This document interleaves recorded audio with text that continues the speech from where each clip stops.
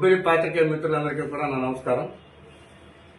గత 2 రోజుల క్రితం మన బొబ్బిలి శాసనసభ్యులపై అసందర్భమైనటువంటి అసత్యమైనటువంటి ఆరోపణలు చేయడం జరిగింది. కొంతమంది వ్యక్తులు అలాగే లోకాయుక్తలో కంప్లైంట్ చేశాము అని చెప్పి దాంట్లో నాయన గారి తాలూకా లీగల్ అఫైర్స్ చూస్తున్న వ్యక్తిగా ఆ వివరాలు మీ ముందుంచవలసిన బాధ్యత, మీ ద్వారా ప్రజలకు చేయవలసిన బాధ్యత నాపై ఉంది. వారు ఆ బొబ్బిలి గొల్లపల్లి సర్వే నంబర్ 632, 633, 634, 635 నెంబర్లలో వారి యొక్క భూమి ఉందని, దాన్ని బొబ్బిలి ఎమ్మెల్యే గారు కబ్జా చేశారు, ఆక్రమించుకున్నారు అని చెప్పేది వారి ఆరోపణ. నిజానికి అది అంతా కూడా బొబ్బిలి సంస్థానంలో ఉన్నటువంటి భాగం.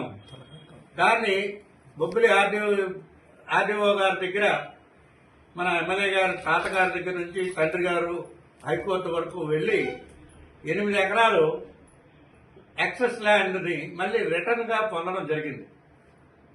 ఆ పొందినటువంటి భూమిని 2018 సంవత్సరంలో రెవెన్యూ వారు డెలివరీ సర్టిఫికేట్ రూపంగా రాజకుటుంబీకులకి అప్పగింత పెట్టగా అది మన సుజయకృష్ణ రంగారావు గారు, రామనాయన గారు, బేబినాయన గారి పేర్లపై రెవెన్యూ రికార్డులో పిటిషన్ అయింది.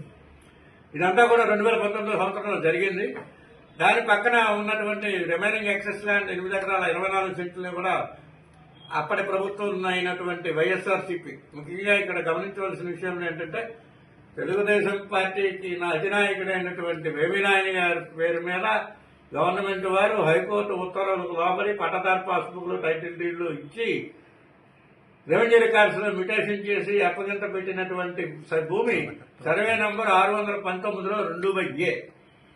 అయితే ఈ కంప్లైంట్ చేస్తున్నటువంటి వ్యక్తులు వారి భూమి అది కాదు, సరైన ఆధారాలు లేకుండా ఎదురుగా ఖాళీగా ఉందని చెప్పి నాయన గారు లాంటి మహోన్నతమైన వ్యక్తిపై ఆరోపణలు చేస్తే తద్వారా లబ్ధి పొందుదామన్నదే వాళ్ళ ఉద్దేశంలో కనిపిస్తుంది తప్ప వారి యొక్క క్లైమ్కి ఇప్పుడు ప్రస్తుతం గవర్నమెంట్ వారు ఏదైతే అంటే రాజా మీ దగ్గర నుంచి యాక్సెస్ తీసుకున్నామని చెప్పి ఆ ఒరిజినల్ ఓనర్స్ ని వారి యొక్క మానసిక స్థైర్యాన్ని, వారికి మనోవేదన కలిగించే విధంగా తప్పుడు ఆరోపణలు చేస్తున్నారు. దానికి సంబంధించినటువంటి రికార్డులు అన్ని కూడా కాపీలు మీకు ఇవ్వడం జరిగింది. దీని ద్వారా బొబ్బిలి ప్రజలకి, విద్యులు అందరికీ కూడా మీ ద్వారా తెలియవచ్చాలని మీ అందరూ కోరుతున్నాం. రెవెన్యూ రికార్డులు దాంట్లోకి వెళ్తే ఆ 632, 33, 34, 37 అనేది వివిధ వేరే వేరే వ్యక్తుల పేర్ల మీద ఉన్నది. మీకు ఒక విషయం చెప్పాలి, survey and settlement and boundaries act వచ్చింది 1960 సంవత్సరంలోని. ఆ వచ్చిన తర్వాత సర్వే నంబర్లు ఒకసారి అలాట్ చేసిన తర్వాత మళ్ళీ మారడం అనేది జరగదు. ఓల్డ్ నంబర్ 45ని 69లో 2/A కింద రాజావారికి ఇచ్చింది. 619లో 632, 33 ఇవన్నీ కూడా వారికి తెలుసు. అవి జగనన్న లేఅవుట్ లో ఇందిరమ్మ కాలనీలోని కలిసిపోయి ఉన్నాయి. ప్రాపర్ గా సర్వే అనేది నిష్ణాతులైన వాళ్ళ దగ్గర చేయించకుండా ఈ తప్పుడు అనుభవం వల్ల తాత్కాలిక లబ్ధి పొందుదామన్నదే వాళ్ళ ఉద్దేశం.